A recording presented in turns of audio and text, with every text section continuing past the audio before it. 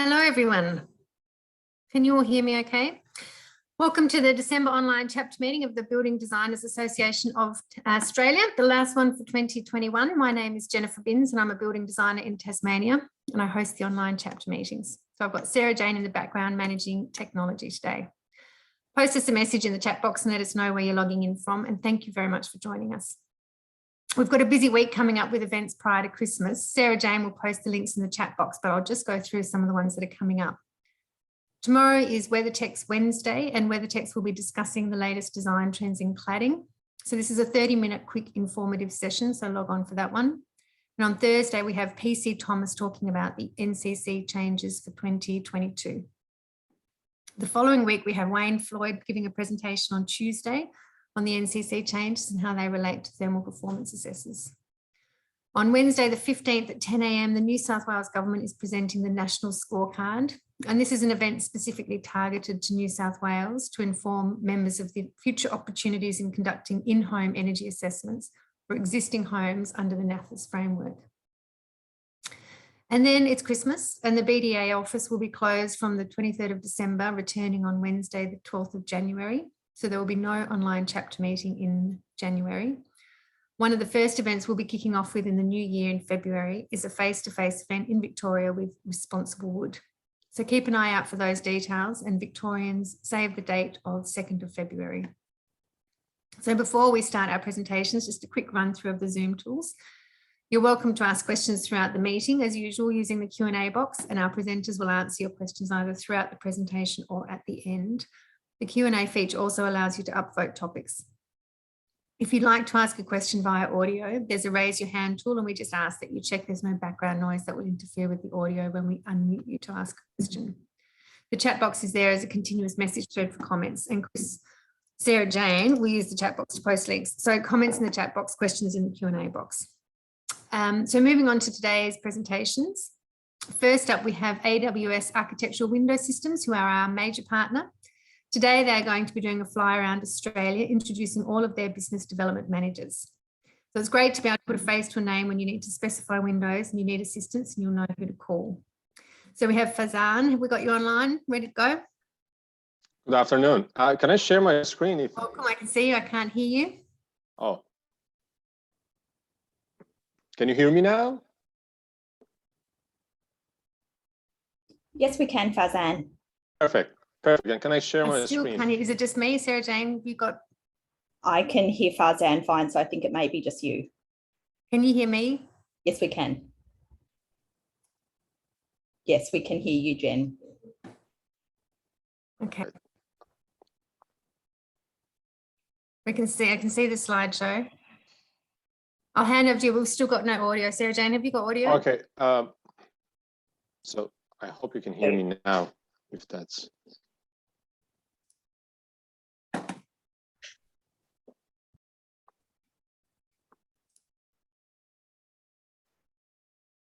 Does everyone can hear me now? Sarah Jane? Yes, we can. Yeah. Okay, perfect. Perfect.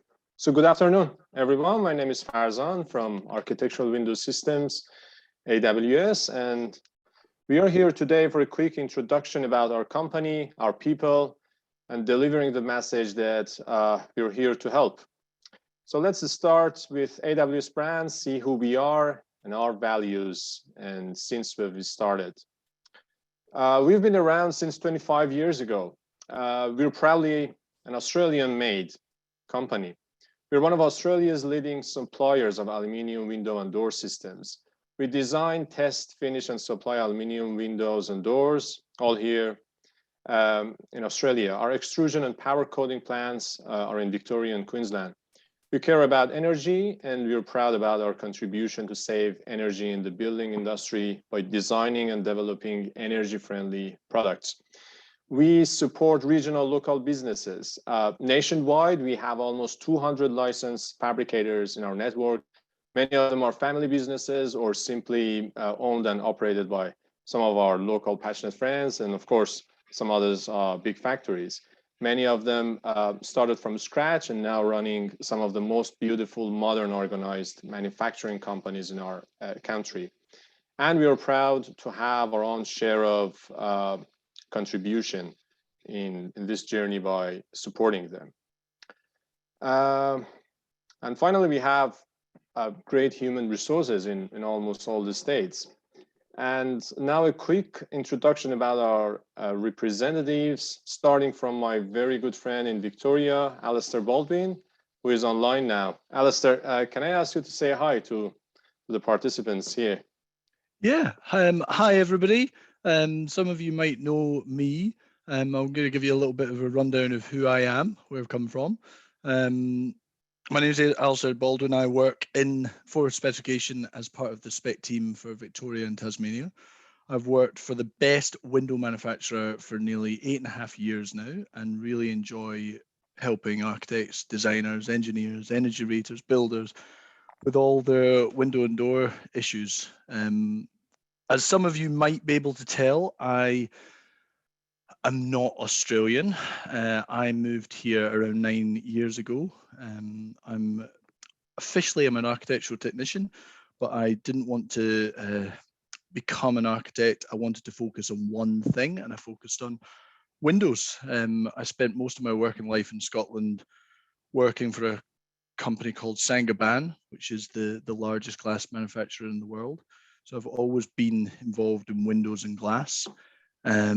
My girlfriend, now wife, asked if I wanted to do a bit of traveling and see what else was out in the world. So I agreed to that, and we ended up, after traveling around the world for a year, we ended up in Melbourne working for AWS. And they are a pretty amazing company to work for. They were the first Australian manufacturer to bring a thermally broken window into Australia back in 2009, which is definitely essential here in Victoria and even more so in Tasmania. We now have 2 thermally broken machines based in Dandenong. So if any of you are based or even across the whole of Australia, if you ever want to come down, more than happy to show you them in action.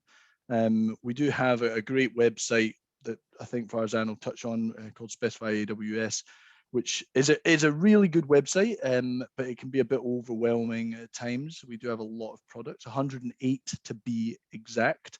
That's where myself and the rest of the team come in to hopefully give you the right information so the best product is selected for your project, whether it be bushfire, energy, acoustics, powder coating, anodizing, massive doors, budget constraints, you name it, we can definitely help you out with it.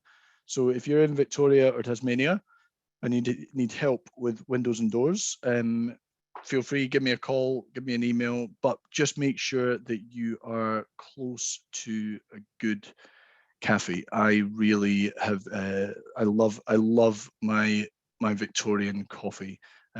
So make sure you're near a good coffee house, and yeah, we can chat about windows and doors. And that's me. Perfect. And that's the main discussion, if the New South Wales coffee is better or the Victorian one. I don't think so. It is Victorian. It is Victorian. Thanks, Farzan. And perfect. Thanks, Alistair. We have Katrina Swiatek in South Australia. She's online now. Hello, Katrina. We cannot hear you. Yes. Oh, How we about can hear you now. Great. Good. Okay. There you go. So for those who don't know me, I am based in Adelaide, and it is my 8th year in with AWS. So I've started a little bit after Alistair did.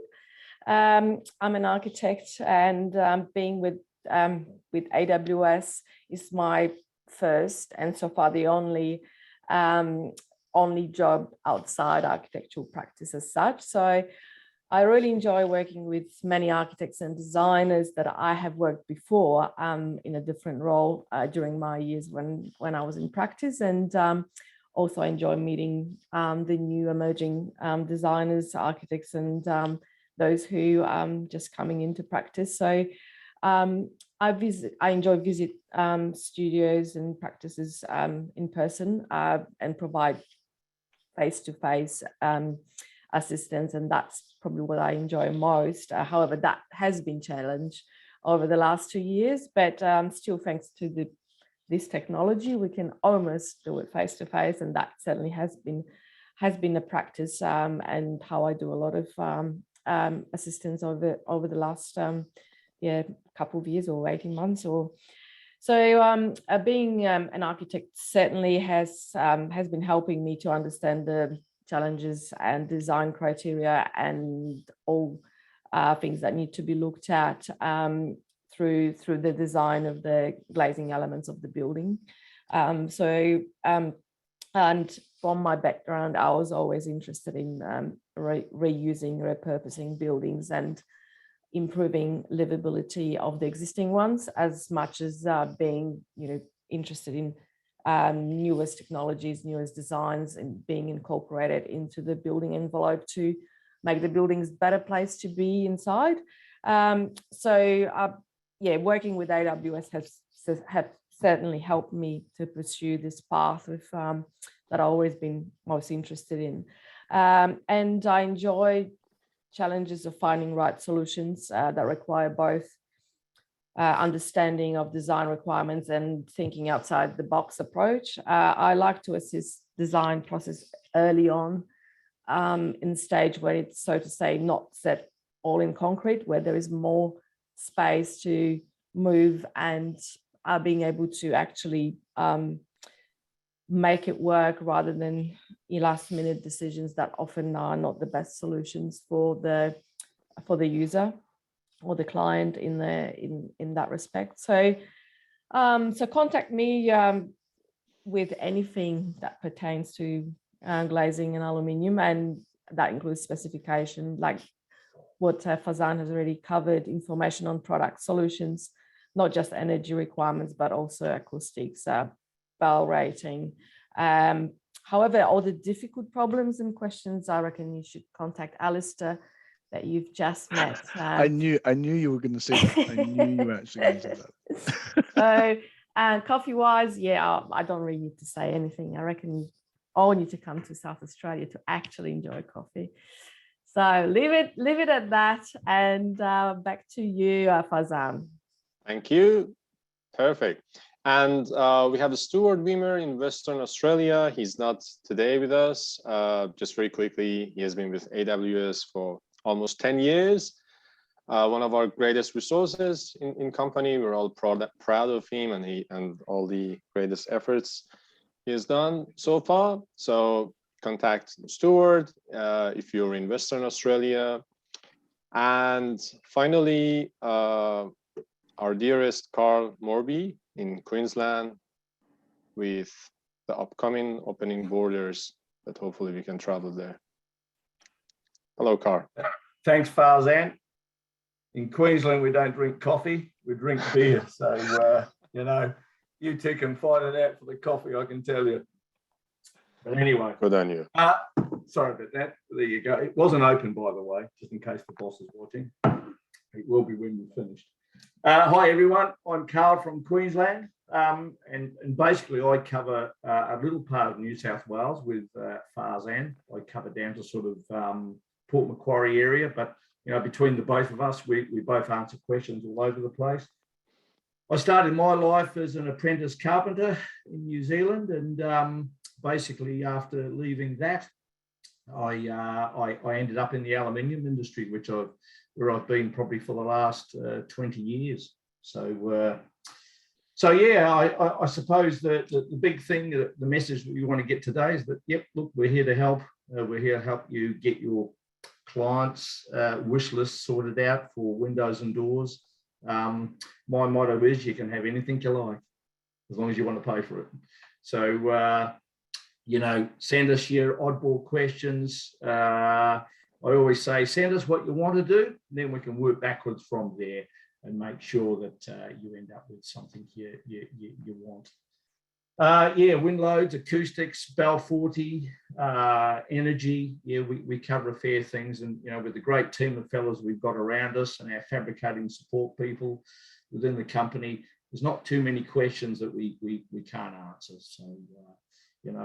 So I'm looking forward to obviously the borders being open.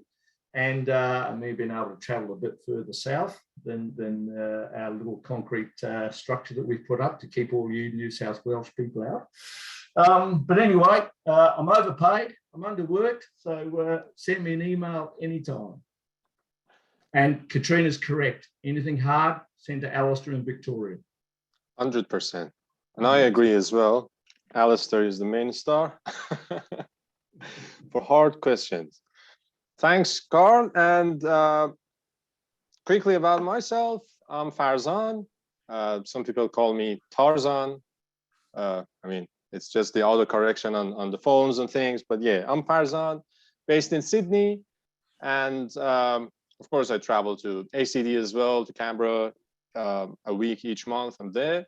Happy to catch up with building designers and architects about your projects. My background is architecture. I've been practicing for almost 10 years. And then I joined AWS since 3 years ago. And I've been really enjoying my job, this career, and working closely with architects and seeing the projects from different perspectives, and ending up with having, let's say, different solutions based on the doors and window systems that we can offer is something that is becoming my passion these days. And like Carl said, Carl and I are just covering some, let's call it a common area in New South Wales, close to Queensland. Of course, Carl is helping the Queensland parts as well. I'm normally travel to Newcastle to the north, and south to Wollongong, and west to Canberra. That's pretty much about me. And these are normally the solutions that we offer from AWS, as my colleagues just mentioned, are tested and certified systems. The BAL 40 ones, the consultation we can give based on the tests we did on our products about the acoustics, the cyclonic, BAL 40, livable, and aged care. So if you had any question about the access requirements for doors and window systems, acoustics, energy concerns, we're more than happy to help you with that. And visit our website. There are good, let's say, heaps of information on there and showing the solutions and products that we can offer. And it includes the drawings, CAD drawings, Revit, and so on, and the spec manual for all of our products. And our contact details are there as well. And as you can see on the screen, reach out. We can offer you good coffee and also good chat about our products. And as the main message of today was, we're happy to help you with your projects. Thank you. Thanks, Farzan. And I can hear you now, and everyone, apologies for the audio issues before. That was just on my end, I think. Nice to meet you, Alistair and Katrina and Carl and Stuart in your absence. And thank you for the trip around. If there are any questions coming through, there's just been a few comments, I think. Probably if anyone's got any questions for you, Farzan, we can send them through to you, and I'll just move on to our next presentation. So the next presenter is Peter Shea from Blower Door Services. And Peter today is going to give us a live demonstration of how a blower door test is conducted. Have we got you online, Peter? We might just wait for a moment. Peter might join us. Excuse me.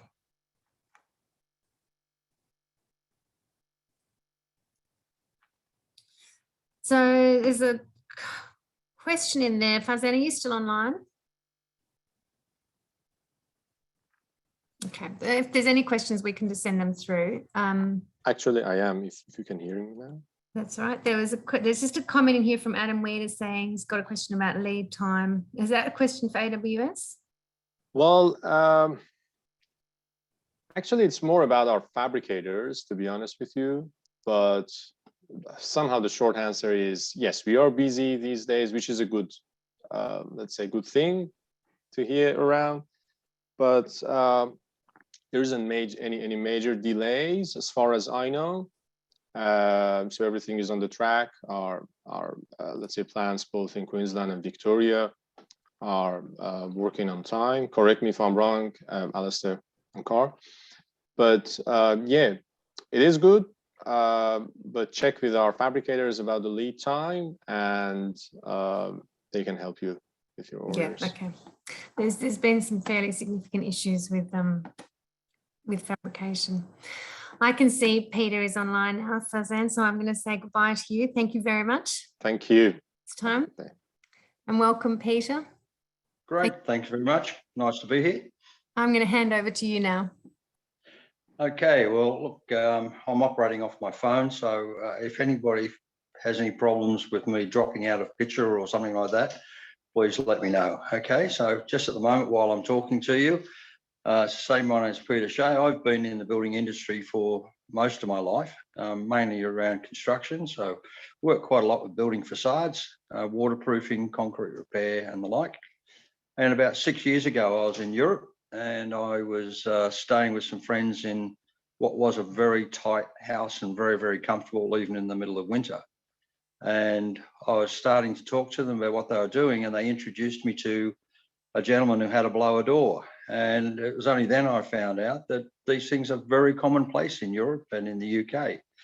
And actually in most of these countries, it's mandated that you must get a blower door test on your house before you can get a certificate of occupancy.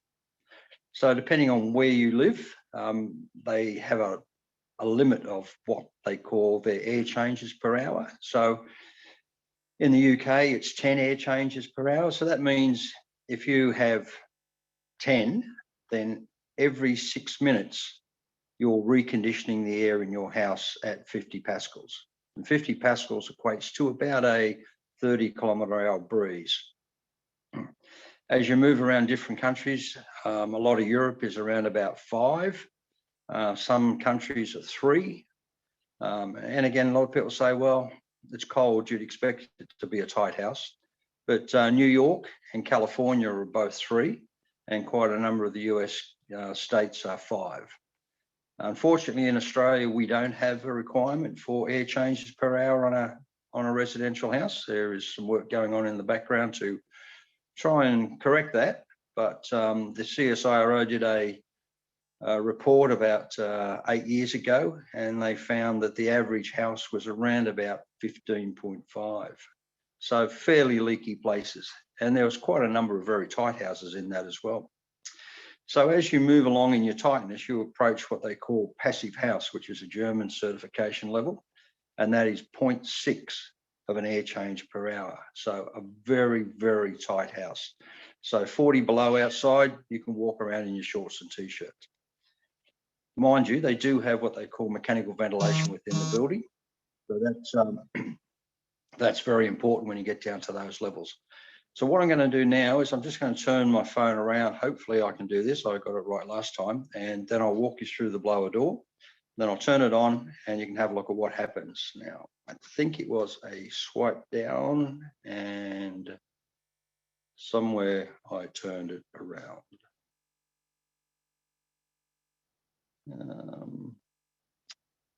Dear, oh dear, it's not working.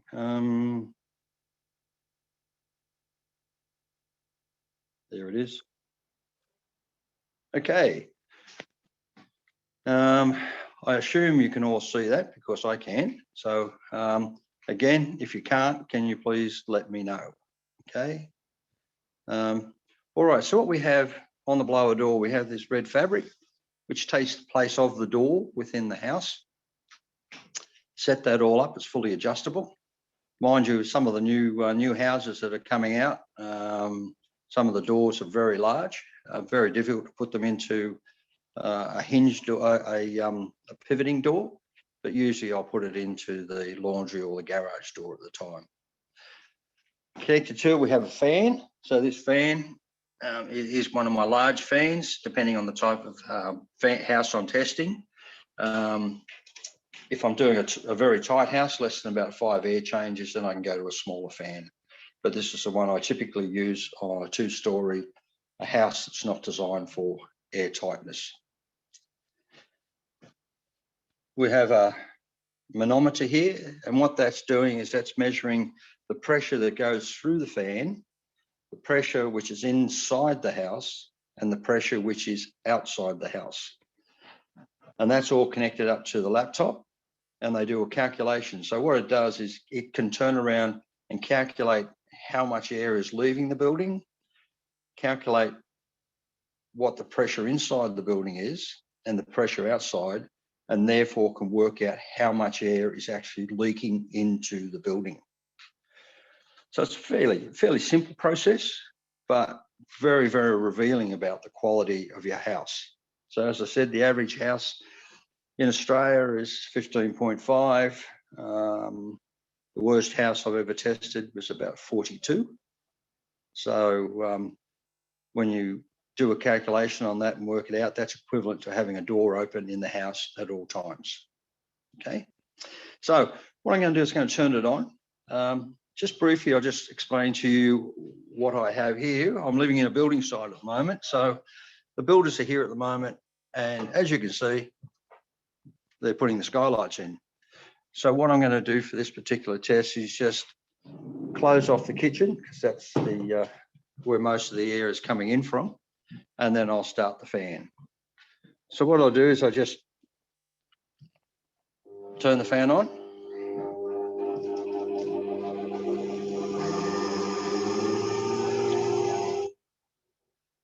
And on my laptop, I can have a look at what's going on. Again, don't know if you can read this, but just here it's showing me that I've got 40 pascals of pressure in the house.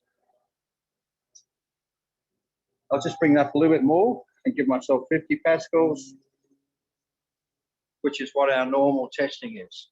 All right. So away it goes. Now what I do is normally you would test at a number of different pressures and then you'll get a result. But for the example we're trying to do here, I just want to show you what this reveals. And if we turn around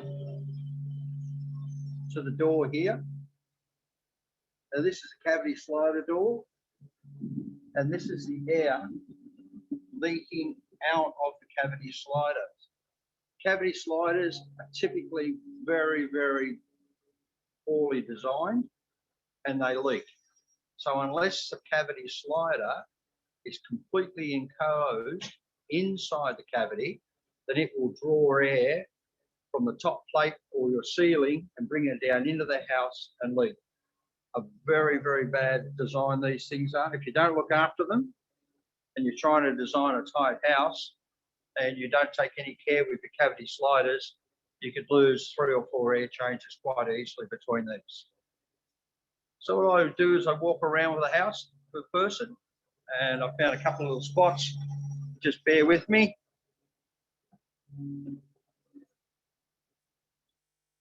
So typically the bathroom.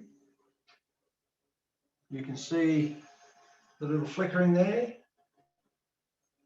Typically the exhaust fan on a bathroom doesn't have a damper on it. So therefore when the air is blowing, it'll suck the air straight back through the fan.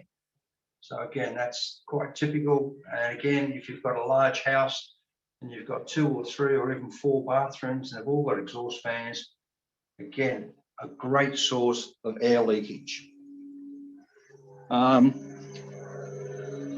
Easily fixed. If you turn around and design the house and you make sure you have dampers on it, then you can have a very good result. So again, excuse the house because we've had to move furniture and everything to get the builders in. But I just wanted to show you a door. So typically, you can't see it because of the backlight too much, but I have a smoke detector, and you'll see the air is just rushing out of this door. So again, doors that don't have seals on them can be a major source of a problem. Alternatively, I use a thermal camera, and again, a little bit difficult but you might just be able to see the white sections right up the top. You can see the joists in the ceiling, and just below them, there's a couple of little areas which are quite white and yellow.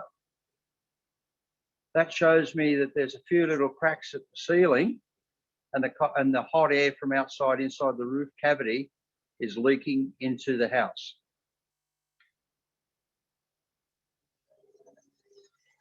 The other areas that leak quite badly are the joint between the floor and the walls, because people tend to leave a gap there when they're building, or when you put the base plates on the concrete slab, then the air will come between the base plate of the frame and the concrete slab and come into the house. So generally as I said, what I'll do is I'll run the fan at a number of different speeds, and then that will turn around and give me a graph, and it will turn around and tell me what the leakage factor of the house is. There's a lot of people around at the moment trying to build much tighter houses, and I find myself being asked more and more often now, we want to get less than 3. Can you help me out? So really good, you can do that. Look at an old Federation house. Again, one of the problems with those sort of houses is a lot of them have the vents in the rooms. So those vents need to be sealed. And there's a couple of ways of doing them. Some of them have like a fly mesh in the back of them. If that's the case, you can just paint them with a high build acrylic paint or something like that and block all the cavities up. But again, a lot of the floorboards will be leaking. Very, very hard to do that. So you need to go right around the whole house and identify where all the leaks are. Sarah Jane's got a few thermal images, which she'll distribute to you later on if you're interested in looking at those, but there's some there now. So again, if you look at the top one, you can see the air is leaking out around the fan.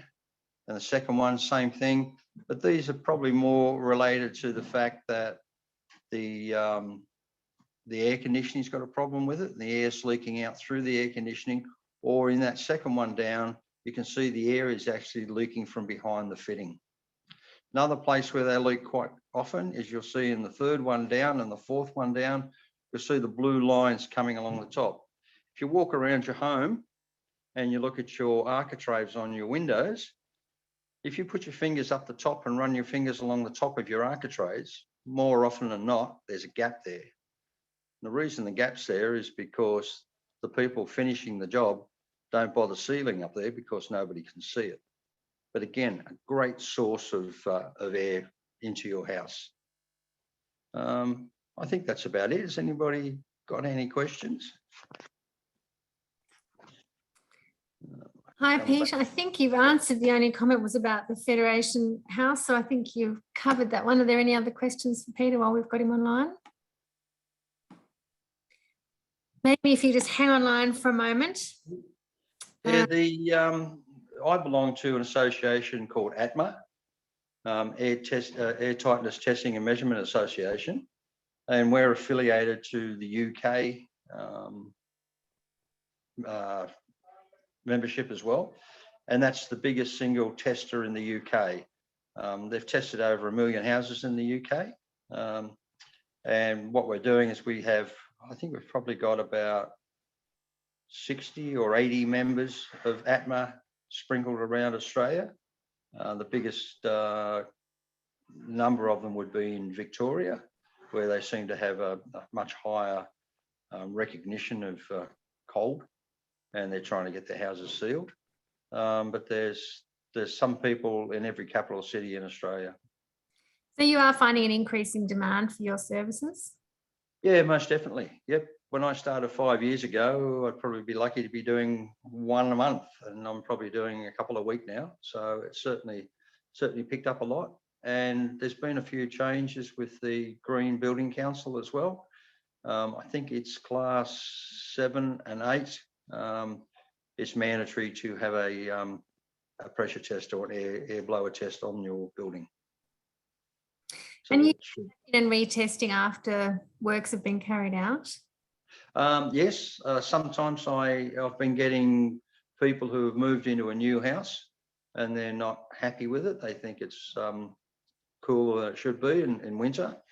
And I can go around and diagnose where the problems are. A recent problem I had was a house just finished 2 months ago, and there's no seals on the front door or the bathroom door or the garage door. And depends on who you talk to, but if you talk to me, I would say it's a conditioned space. But if you're looking at the NCC, it says it's not a conditioned space. But beats me how you can have a non-conditioned space inside your house, but it is. Well, certainly if it's connected to the conditioned space, it affects it. Certainly is, yeah, certainly is, but it's a very grey area. The other thing that a lot of people leave out when they're designing is the door to the garage. Now, quite often there's a very large gap below that. That's probably 15 to 20 mil I've seen, and no seals on the door. And that's because that door is not considered part of the envelope, because it's going into a garage, not going outside. Well, in actual fact, that's wrong. It's going outside. And the last thing you want coming into your house is car fumes. So if you're designing a house, then a good idea is to turn around and put a sealed door on the garage. Michael's just posted a question saying, is standard baffle on wall and ceiling vents okay, or is it best to find a better ceiling baffle? And if so, can you suggest a brand? A baffle on a fan, was that? Sorry? On vents, wall and ceiling vents. Yeah, wall vents. Yeah, there's quite a number of them around. They need to be spring loaded.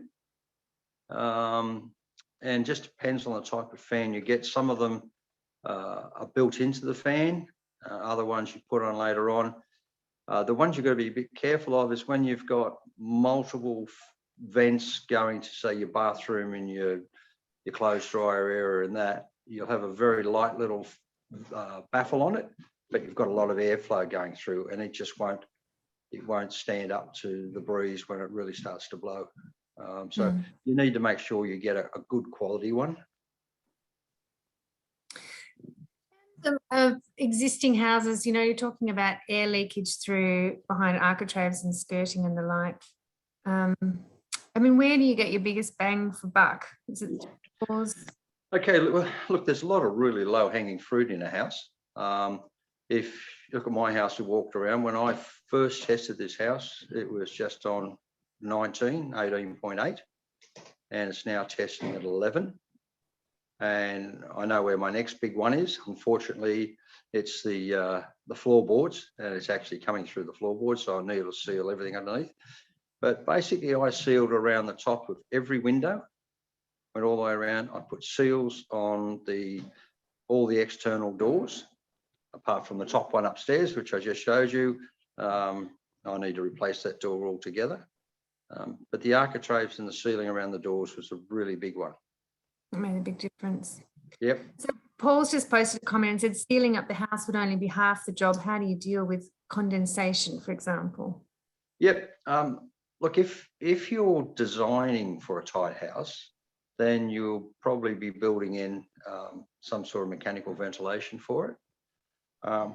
But unless you've got a house which you're going to bring down from, say, 15 down to 5, and that would be very difficult to do, condensation is not a huge problem. It only gets to be a problem when you get below about 5.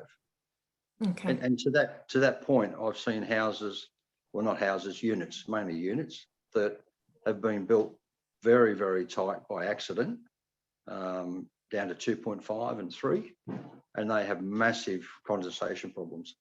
And that's because they weren't built thinking about having a tight building, and there's no mechanical ventilation in them. Yeah, okay. Alistair has asked, how much does it cost to run a blower door test? Okay, it varies a little bit, but just depending on it, probably around about $600 to $800, depending on what I'm doing. If you're looking at, say, the really low end where you're doing passive house or something like that, then it becomes a little bit more expensive, up around $1,200. because there's quite a lot of requirements of reporting for me to do to the Passive House Association when they're trying to do it. But typically for me to walk in and do your house, about $600, $650. Just tell me again, what's the standard for a passive house? 0.6. 0.6. Airtight. It's It's very like living in an esky. Yeah, it's Yeah. really, really airtight. But again, there's mechanical ventilation operating 24/7 in that sort of place. Yeah. And mechanical ventilation, it will cost you a similar number to fully ducted air conditioning, and runs at about 1/10 the cost to run it. Okay, thank you. Okay. Unless there's any other questions coming in, I will wrap up our meeting. So for this meeting, we don't have a QR code, so everyone needs to use their app and manually log in to log in this event. First of all, open up the app. Second step is to add a new CPD activity, which is a chapter meeting with educational speakers. And then the next step is just to enter the details and press submit. So if you've got any issues doing that, let us know and we can step you through that. Thank you very much for your time, Peter. Yeah, no problems at all. And, you know, look, if anybody wants to just send me a question via my website at blowerdoorservices.com.au, I'm happy to just make a response to you. No troubles. Yep, lovely. Thank you. Okay. Thanks very much. Have a good afternoon. Thank you. Bye. So just a reminder too that the BDAA head office will be closed from the 23rd of December to the 12th of January, and there will be no online chapter meeting in January. So our next meeting will be 1 p.m. on the 1st of February. So keep an eye out for the registration email as it's coming through. I'm just thinking there's another comment that's come through from Tim saying builders and trades need to be more aware of the benefits of air tightness, especially in cooler climates like Orange. Moving forward, air tightness should become part of the certification process. And no doubt, yes, it probably will be. Thank you very much for everyone's contributions to the meeting. Thank you to our presenters. Have a wonderful Christmas break if you get one, and look forward to seeing you in the new year. Okay, bye for now.